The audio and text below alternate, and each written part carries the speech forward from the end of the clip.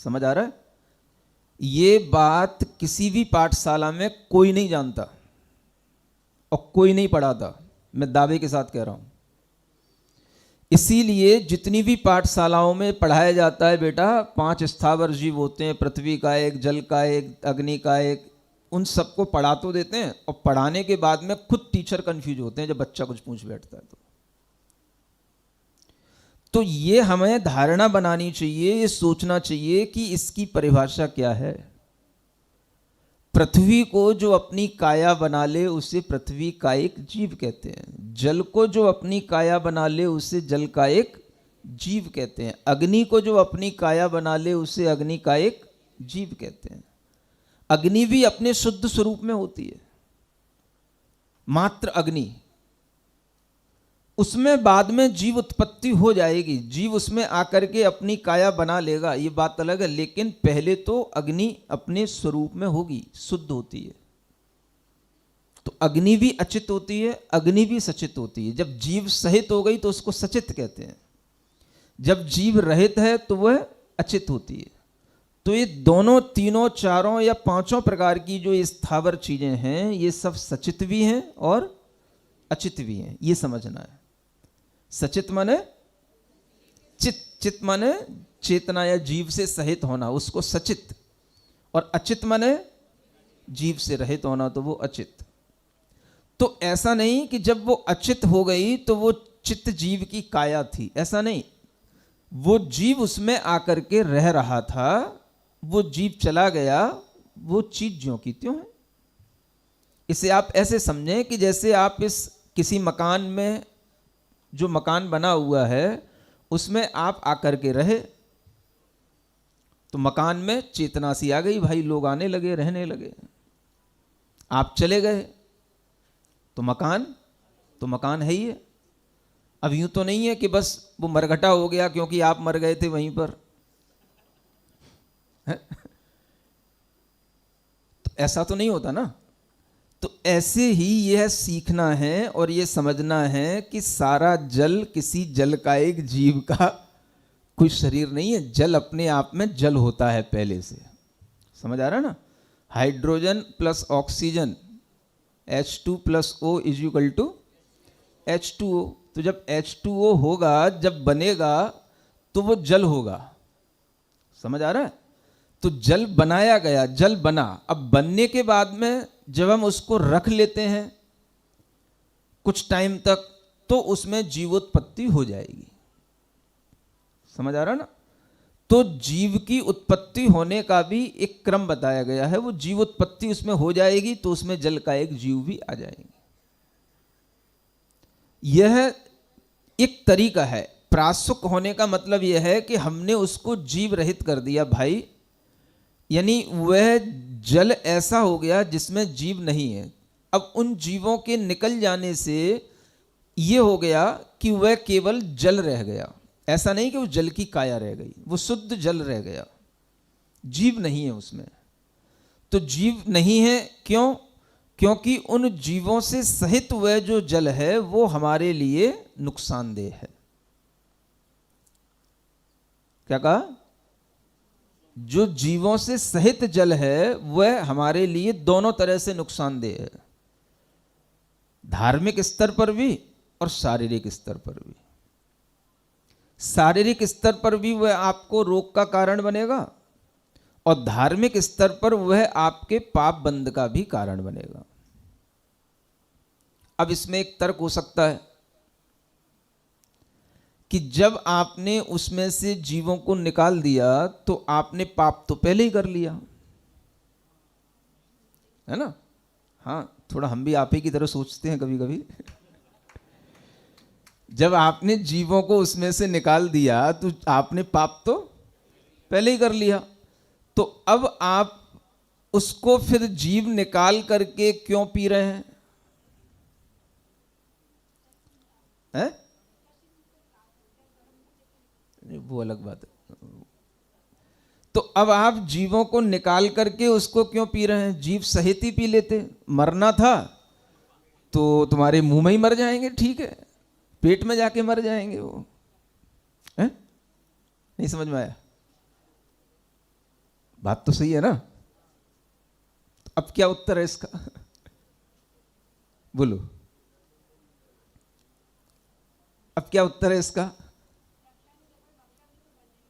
है?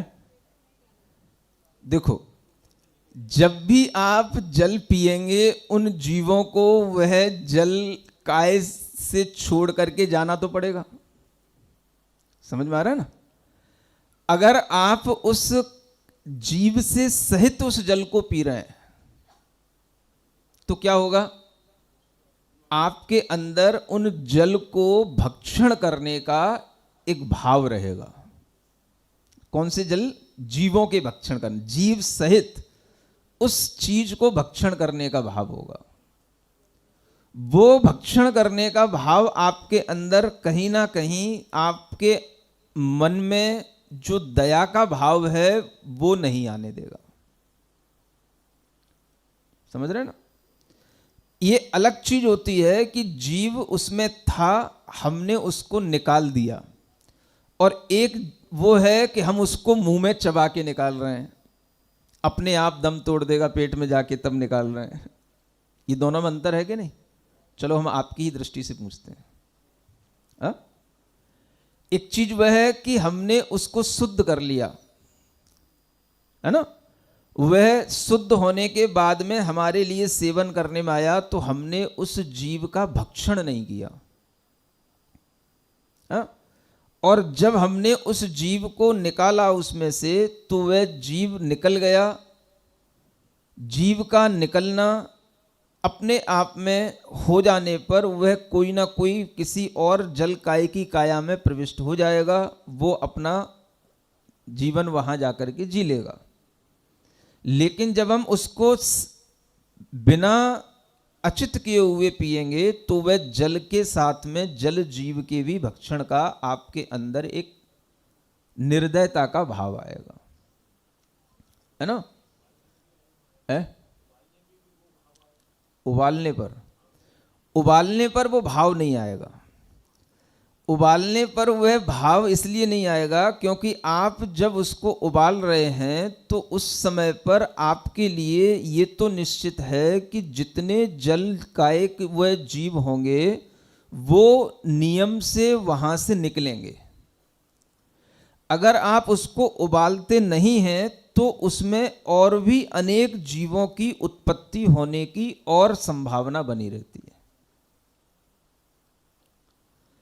उबालने पर केवल उतने ही जीव निकलेंगे, और अगर आपने नहीं उबाला तो उसमें और अनेक जीव उत्पन्न होंगे, और वह त्रस जीव भी उसमें उत्पन्न हो जाएंगे। कौन से जीव? त्रस जीव। यानी आपने वह एक तरीके से प्रोटेक्शन का काम किया। उबालने का मतलब है कि इसमें सिर्फ इतने ही जीवों का निष्कासन हो जाए, आगे इसमें जीवों की उत्पत्ति हो ही ना। ये आपने अन्य जीवों का उसमें घात न हो, अन्य जीवों की उत्पत्ति न हो, और फिर उससे अन्य और हमारे लिए घात का पाप न लगे, ये आपने एक प्रोटेक्शन किया। और उस प्रोटेक्शन के लिए आपको इतना तो खामियाना भुगतना पड़ेगा। कितना? कि उतने जीवों को निकालना पड़ेगा, इतना खामियाना आपके पाप के उसमें बंध में आएगा।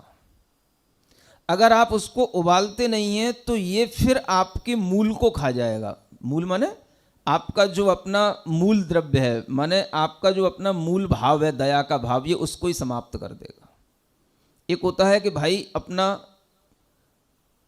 नुकसान तो हो रहा है लेकिन उसके कारण से अपनी बहुत बड़ी सुरक्षा हो रही है ना? माने आपको कोई जमीन खरीदना है, कोई अपना घर बनाना है, और वह जमीन की लागत मान लो 2 करोड़ रुपए है, और आपको उस जमीन के कागज अपने हाथ में लेने के लिए 2 लाख रुपए किसी को देने पड़ रहे हैं। समझ में आ रहा है ना? तो आप देते हो कि नहीं देते हो? बस तो उससे आपकी 2 करोड़ की जमीन सुरक्षित हो रही है, 2 लाख का खामियाजा आपको भुगतना पड़ेगा। समझ आ रहा है ना? तो ये प्रोसेस इसी तरीके की है। आप इसको समझें, इससे दुनिया में कोई नहीं समझ रहा है और कोई इसके बारे में बता नहीं पा रहा है। सिर्फ उस पर फोकस रहता है कि जल जीव मर गए, मर तो गए, वो मरना 2 लाख का वो खामियाजा है, बस इतना है। और वो मरेंगे, उनका मरना भी आवश्यक है और तुम्हारे लिए उनका मारना भी आवश्यक है, नहीं तो तुम मर जाओगे। नहीं समझ में आ रहा? बिल्कुल मरोगे कि नहीं? तुम पानी नहीं पियोगे तो तुम मरोगे, और तुम्हें पानी पीना है तो 2 लाख का खामियाजा भुगत करके तुम अपना 2 करोड़ का जीवन बचाओ। तुम्हारा जीवन बड़ा है ना? 2 लाख बड़े हैं कि तुम्हारा जीवन बड़ा है? तुम्हारा जीवन बड़ा है क्योंकि तुम पंचेंद्रिय हो। समझ आ रहा है? तो तुम्हें अपना जीवन बचाने के लिए उस जल को पीना भी है और तुम्हें उनको अवश्य ही, चाहे वो तुम्हारे सेवन करने के बाद में वो मरे, चाहे उन्हें आप पहले से निष्कासित कर दें। अगर आपने उनको पहले से निष्कासित कर दिया तो आपने उस जल को एक तरीके से शुद्ध जल बना लिया, वो प्रोटेक्ट हो गया। अब उसमें अन्य जीवों की उत्पत्ति नहीं होगी, अन्य अनेक उसमें त्रस्त जीव उत्पन्न नहीं होंगे। चाहे वो आपके पेट में भी जाएगा तो भी उसमें त्रस्त जीवों की उत्पत्ति का कारण नहीं बनेगा। और अगर वो बिना प्राशुक किया हुआ जल है वो आपके पेट में जाएगा तो वो वहां पर भी अनेक जीवों की उत्पत्ति का कारण बनेगा। तो एक तो वो है कि हमने भाई 2 लाख रुपए बचाने के लिए, है ना, हमने उस बात को निगलेक्ट किया जो किसी ऑफिसर ने हमसे कहा, और हम अपने काम में लगे रहे, और धीरे धीरे धीरे धीरे करके बात आगे बढ़ी तो उसने इतने रोड़े डाल दिए हमारे काम में कि अब वो बात 50 लाख तक आ गई। बोले अब 50 लाख देगा तो तेरी जमीन तेरे को दिलवा पाऊंगा, नहीं तो तू समझ ले। समझ आ रहा है? तो ये वो तरीका है। आपको अगर तुरंत ही थोड़ा सा खामियाजा भुगत करके उस चीज को शुद्ध बना करके उसका सेवन कर लेने का भाव आ जाएगा तो ये आपके लिए जरूरी होगा, और ये एक तरीके से लीगल माना जाता है, इलीगल नहीं है ये। नहीं समझ में आ रहा? हाँ, 2 लाख रुपए खर्च होंगे ही, ज्यादा होते होंगे, मैं सिर्फ फॉर एग्जाम्पल कह रहा हूं, लेकिन ये लीगल प्रोसेस है। समझ आ रहा है ना? हाँ, मतलब 2 करोड़ की जमीन में बहुत लगेंगे लेकिन एक उदाहरण देकर के बता रहा हूं, ये लीगल प्रोसेस है। इसके बिना आपकी जमीन आपके हाथ में नहीं, आपकी सिक्योरिटी आपके पास नहीं। समझ में आ रहा है ना? तो इसी तरीके से जब हम किसी भी जल आदि को प्राशुक करते हैं तो उससे हमारा वह जल लंबे समय तक के लिए सुरक्षित हो गया। उस जल में जीव नहीं पड़ेंगे, 24 घंटे तक उसमें जीव उत्पत्ति नहीं होगी। उसमें अनेक और त्रस्त जीव उत्पन्न होते जो हमें दिखने में नहीं आते, वो भी जीव उसमें उत्पन्न होते, और वो सब उत्पत्ति जो उसमें हो रही है उस सब का पाप हमको बहुत सारा लगता। उस सब पाप से हम बच गए, सिर्फ कितना? केवल थोड़ा सा उसको गर्म करने के कारण से। बात समझ में आ रही कि नहीं आ रही? इसको कहते हैं सावद्य लेशो बहुपुण्य राशो। आचार्यों ने कहा है सावद्य लेश मात्र होगा लेकिन आपको बहुत पुण्य की प्राप्ति होगी।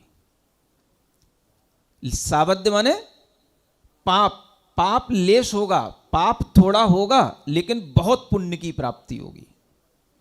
तो बहुत पुण्य की प्राप्ति करने के लिए आपको थोड़ा सा पाप करना ही पड़ेगा। बिना पाप किए हुए तो आपका वह कार्य नहीं संपादित होगा, और अगर आपने उस थोड़े से पाप को नहीं रोका तो आपका पाप बढ़ता जाएगा। है? हाँ, लगान बढ़ता जाएगा। समझ आ रहा ना? हाँ, फिर लगान फिल्म देखने जाओगे तब और लगान बढ़ जाएगा फिर उसका। सुनो सुनो, पहले समझ लो, बीच में ना बोलो। सुनो तो अभी बीच में, पहले जो फिलॉसफी चल रही है जिस थीम पर, उसको समझने की कोशिश करो। समझ आ रहा है ना? जो सबसे ज़्यादा कॉन्ट्राडिक्टरी सब्जेक्ट है उसको मैं बोल रहा हूँ, उसको समझने की कोशिश करो कि अगर हमने थोड़ा सा उस जल को प्राशुक कर लिया तो हमारे दिमाग में सबसे पहले क्या आना चाहिए? हमने उसमें अब लंबे समय तक जल में जो अनेक जलकायिक और प्लस अनेक त्रसकायिक जीवों की उत्पत्ति होती, उसकी उत्पत्ति का स्थान वह नहीं है, वह शुद्ध स्थान बना लिया उस जल को। समझ में आ रहा है? अब हम उसको चाहे अभी सेवन करें, चाहे आधे घंटे बाद करें, चाहे 1 घंटे बाद करें, हम बिल्कुल फ्री हैं। हमारे लिए अब इसमें इस जल के रखे होने से पाप का बंध नहीं होगा, क्योंकि इसमें जलकायिक जीवों या त्रस्त जीवों की उत्पत्ति इसमें नहीं हो रही है। मैं बिल्कुल फ्री हो गया। एक बार उसको अगर हमने उबाल लिया, एक बार बस आपको क्या करना है, हाँ, ये लीगल प्रोसेस है कि एक बार आपने बस उन जीवों को वहां से हटा दिया तो आपकी जमीन हमेशा के लिए सुरक्षित हो गई। एक बार तो आपको बाउंड्री बनानी ही पड़ती है। अगर आप सोचो कि हमने ये जमीन खरीदी और इसकी हम नींव ही ना बनाए, क्योंकि नींव बनाएंगे तो खोदना पड़ेगा, खोदेंगे तो जीव हिंसा होगी, तो फिर तुम जो है ना, फिर घर बनाने की मत सोचो। हाँ, ऐसे ही चौरे में रहना सोचो। हाँ, फिर तुम कुछ नहीं कर पाओगे। समझ आ रहा है ना? फिर अपना परिवार बढ़ाने की कोशिश तो तुम्हारी हो ही नहीं सकती। कौन तुमसे विवाह करेगा? चौरे में रहने वालों से कौन विवाह करेगा? समझ आ रहा है ना? तो इस तरह से तो तुम्हारा जीवन चल ही नहीं सकता, चाहे पृथ्वी के साथ हो, चाहे जल के साथ हो, चाहे अग्नि के साथ हो। तो गृहस्थ के लिए पृथ्वी जल अग्नि की हिंसा का त्याग होता ही नहीं। इसीलिए नहीं होता क्योंकि वो इसके बिना तो अपना जीवन चला ही नहीं सकता।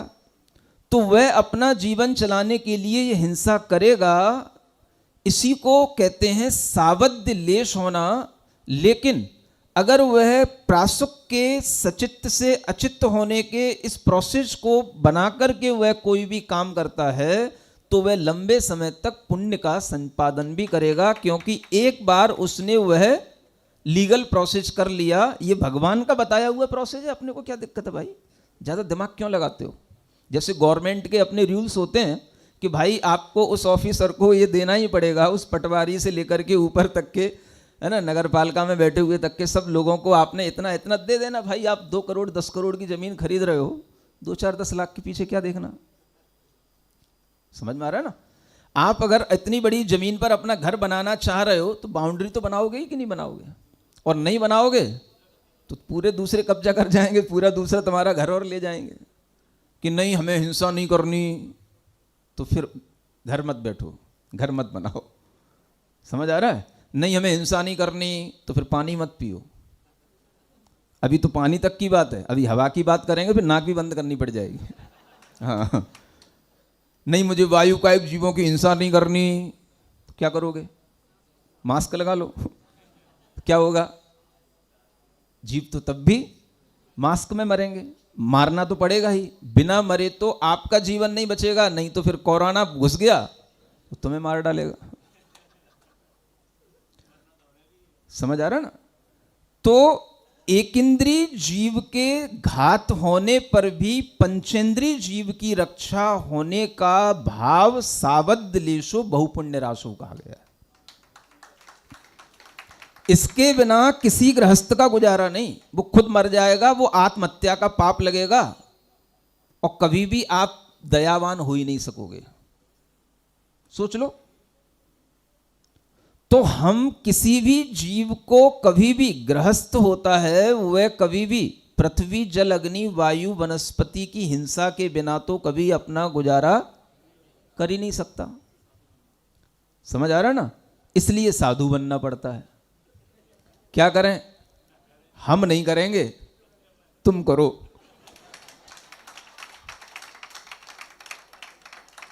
तो अब फिर वो कोई पट्टा बच्चा खड़ा हो जाएगा